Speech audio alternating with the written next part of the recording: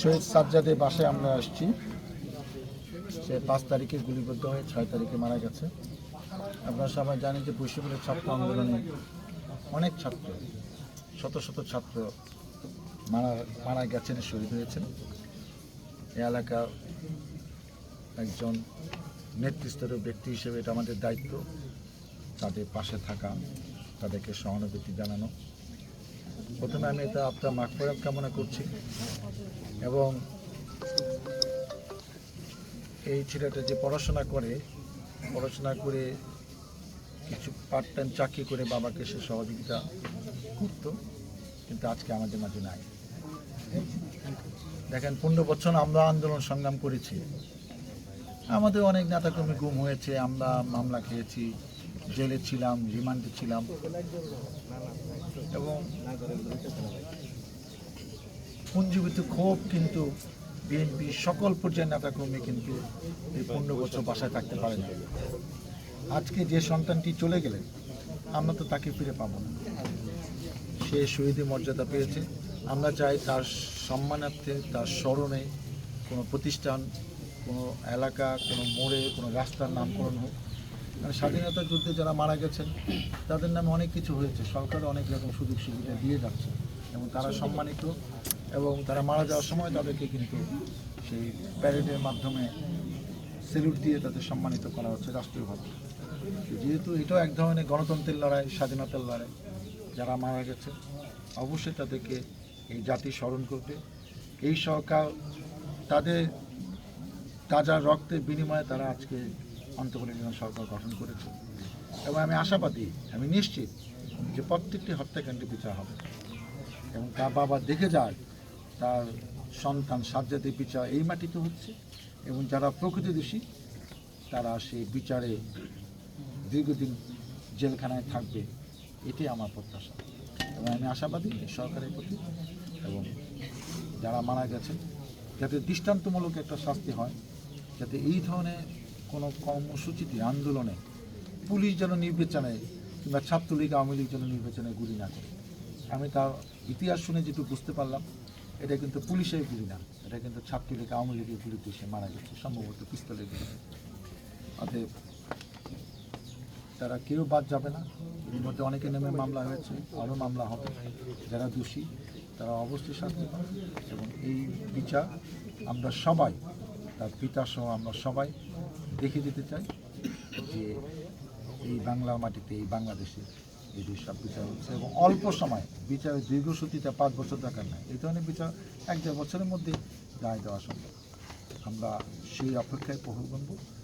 তার মাগফিরাত কামনা করছি, তার সুখ সমৃদ্ধ পরিবারের পাশে আমরা সবাই যেন থাকতে পারি, তাদের জন্য যেন আমরা কিছু করতে পারি। আজকে হয়তো আমরা অল্প সময় প্রস্তুতি নিইনি, কিন্তু তার জন্য আমাদের পক্ষ থেকে, আমার পক্ষ থেকে একটা স্বাবলম্বী হওয়ার জন্য একটা পরিকল্পনা আমরা করেছি। আজকে সেটা ঘোষণা করলাম না, আমরা কিছু আর্থিক অনুদান তাকে আমরা খুব শীঘ্রই 8-10 দিনের মধ্যে দেব।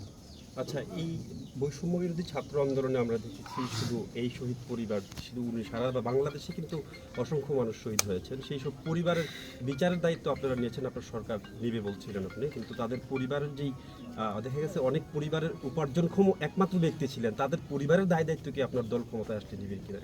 অবশ্যই দুইটা, কিন্তু একটা হলো প্রচলিত নিয়মে তাদের বিচার হবে, আর দ্বিতীয় হলো এটা কিন্তু আমাদের সামাজিক দায়িত্ব। যেটা যে এলাকায় নেতা আছে, আমরা তো কম বেশি মোটামুটি একটা অবস্থানে আছি, সরকার কী করবে বাদ দেন, আমরা ব্যক্তিগতভাবে যেটি করবো সেটা তার মতো মানুষ সম্পন্ন হয়ে অন্তত চলাফেরা করার জন্য যে টাকা উপার্জন তার ছেলে তাকে সহযোগিতা করতো, তার চেয়ে বেশি মানে তাকে উপার্জন করা ব্যবস্থা কিন্তু আমরা নিজেরাই যথেষ্ট। সরকার কী করবে সেটা তো যখন নির্বাচন হবে, বিএনপি ভোটের মাধ্যমে নির্বাচিত হলে সেটা তো তার দায়িত্ব থাকবেই। কারণ 15 বছর আন্দোলন করে আমরা কিন্তু এটা করতে পারিনি। আজকে এই ছাত্ররা, তরুণ ছাত্ররা বুকে তাজা রক্ত দিয়ে যে গণতন্ত্রকে ফিরিয়ে আনলো, যে স্বাধীনতাকে ফিরিয়ে আনলো, অতএব তাদের লাশের ওপর দাঁড়িয়ে তাদের তাজা রক্তে উসিলায় কিন্তু আজকে হয়তো একসময় বিএনপি ক্ষমতায় আসবে। তো সেই সুফল যদি বিএনপি পায়, আমরা পাই, তো সেখানে আমাদেরও তো একটা নৈতিক দায়িত্ব আছে। আমরাও তো মানুষ, আমাদের তো জনগণের কাছে যেতে হবে, জনগণকে সাথে নিয়েই আমাদের কিন্তু রাজনীতি, জনগণের বাইরে না। অতএব আমরা তাদের পাশে থাকবো, আজীবন থাকবো, সব সময় থাকবো, এটি আমাদের প্রত্যাশা।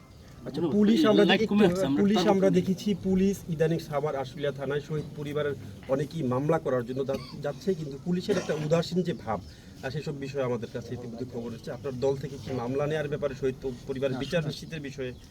মামলা যারা ক্ষতিগ্রস্ত হচ্ছেন তারা ব্যক্তিগতভাবে মামলা করবে। অনেকে এখনো মানসিক প্রস্তুতি নেয়, কারণ যে সন্তান চলে গেছে সে মামলার চিন্তাটা হয়তো ভাবছে না যে মামলা আস্তে ধীরে করি, সে তো এখনো শোক কাটিয়ে উঠতে পারে না, কারণ তার চোখের সামনে তার সন্তান মারা গেছে, সকালে বিদায় নিয়ে চলে গেলো, সন্ধ্যায় সে আসে নাই। অতএব সে এই যে মামলা করবে, কার নামে করবে, এগুলো নিয়ে কিন্তু সে নিজেও প্রস্তুত না। অতএব তারা প্রস্তুত হয়ে মামলা করবে। এবং পুলিশে অনেক সময় একজন এসে ক্লেম করছে আমার সন্তান মারা গেছে, পুলিশের কাছে কিন্তু তালিকা নাই, পুলিশ মামলাটা নেবে কিসের ভিত্তিতে? পুলিশ কিন্তু বাস্তবতা নিরিখে কিছু লোক আছে মনে করছে হ্যাঁ সন্তান মারা গেছে। আমি নিশ্চিত পুলিশ তালিকা দিতে পারবে না যে এই কয়জন সাভারে কিংবা আশুলিয়াতে মারা গেছে। অতএব পুলিশও কিন্তু বিব্রত। আর যদি সত্যি কথা বলি, এই পুলিশ তো আমাদের পুলিশ না। অতএব এই পুলিশ কী করবে না করবে সেটা আমরা জানি না।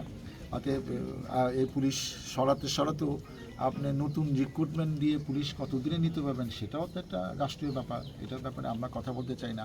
বাট এখন আপাতত অন্য থানার থেকে পুলিশ এনে কাজ করছে, পুলিশের কাজ করুক, সেখানে হয়তো কতটুকু সহযোগিতা করবে জানি না, কিন্তু আমরা যদি সজাগ থাকি, যে মামলা করবে সে যদি কেয়ারফুল থাকে, তো অবশ্যই রাইট পারসন আসামি হবে এবং তাকে ঠিক সময় গ্রেপ্তার করা হবে, যে কোনো সন্দেহ নেই। ওর শেষ প্রশ্ন ছিল একটা একদম, যে পুলিশ যদি সাভার আশুলিয়ার কোনো শহীদ পরিবার যদি মামলা নিতে যায়, পুলিশ যদি অসহযোগিতা করে, সেক্ষেত্রে সাভার আশুলিয়ার শহীদ পরিবারের পক্ষে কি আপনার দলের পক্ষ থেকে আপনি দল না, সহযোগিতা আমি করবেন কিনা? আপনাকে গ্যারান্টি দিতে পারি যে এরকম কোনো অভিযোগ যদি আসে যে একজন শহীদ পরিবার তার হারিয়ে যাওয়া সন্তানের পক্ষে মামলা করতে গেছে থানা আইনে, আমি দায়িত্ব নিয়ে বলতে পারি অবশ্যই সে মামলা এন্ট্রি করার ব্যবস্থা আমি করে দেবো।